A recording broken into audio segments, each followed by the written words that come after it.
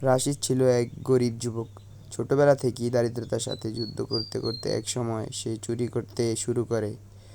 তার মনে হতো আল্লাহ তাকে ভুলে গেছেন। সে রাতের অন্ধকারে লোকের বাড়িতে ঢুকে চুরি করত। তার নাম চারদিকে ছড়িয়ে পড়ে, রাতের ভয়ঙ্কর ছায়া। এক রাতে রাশিদ ঠিক করলো শহরের প্রান্তে এক বৃদ্ধ আলেমের ঘরে চুরি করতে যাবে। ঘরটি ছিল সাধারণ, কিন্তু লোকটি থাকতো একা। এমন খবর ছিল।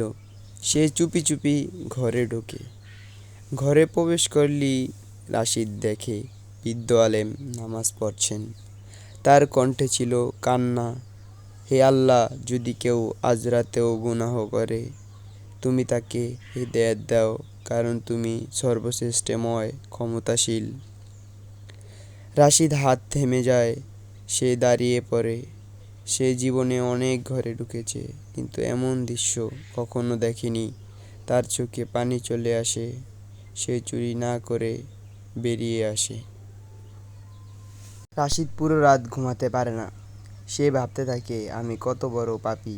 কিন্তু ওই আলেম তো আমার মতো মানুষদের জন্যই দোয়া করছিলেন। সকালে সে আলেমের দরজায় কড়া নাড়ে।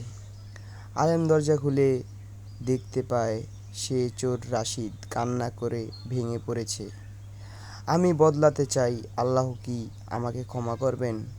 আলেম বললেন, অবশ্যই। কুরআনে আল্লাহ বলেছেন, হে আমার বান্দারা, যারা নিজেদের প্রতি জুলুম করেছ, তোমরা আল্লাহর রহমত থেকে নিরাশ হও না। সূরা জুমার আয়াত 53। এরপর রাশিদ সব চুরি ছেড়ে দেয়। সে মসজিদে যাওয়া শুরু করে, নামাজ পড়ে, আলেমের সাথে কুরআন শিখে। মানুষের প্রথম সন্দেহ করেছিল, কিন্তু ধীরে ধীরে তার পরিবর্তনে মুগ্ধ হয়।